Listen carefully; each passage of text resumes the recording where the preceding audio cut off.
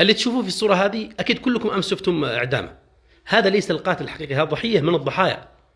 القاتل الحقيقي هو قائد القوات الخاصة اللي هو عبده أحمد العروش، وأيضا قائد اللواء 30 مدرع السابق وكلهم سابقين اللي هو عبد الكريم الصيادي. هؤلاء هم القتلة الحقيقيين. تخيلوا قياديين، واحد قائد الأمن، واحد قائد لواء في الجيش، يحصل بينهم مشكلة على مسألة القواطر والإتاوات من القواطر، يعني مسألة شخصية، فيزجوا بأولاد الناس ويقاتلوا فيهم ويطرحوا أكثر من 8 قتلى وعدة جرحى. بسبب هذه أصبح لدى الناس ثارات. لهم حل القضية. كل اللي عملتها الشرعية أنها أقالتهم من مناصبهم.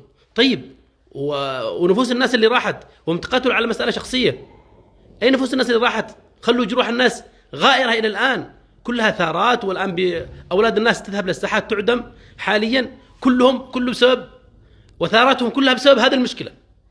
لم يجدوا لهذه المشكلة أي حل، لم يحاولوا أن يحلوها قبليا، لم يحاولوا أن يحلوها يعني مع أهل الشهداء بأي وسيلة من وسائل يحصلوا لأي اتفاق أبدا، إلا راحوا لمصر، وواحد منهم راح أمريكا، واحد راح مصر، وكلهم فاتحين لك محلات وعماير من حق الناس ومن حق الناس. ما همنا في هذا كله. أنا الآن أعلن بلاغ للنائب العام المصري في جمهورية مصر العربية، الجمهورية العظيمة هذه، أنها تقبض على المتسبب في هذه المجزرة التي حصلت، وأنها تحاسبه.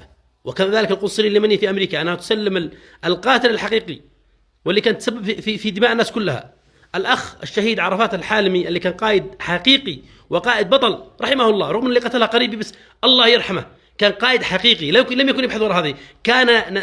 كان قتله نتيجة في صراعاتهم، والسبب الرئيسي هم.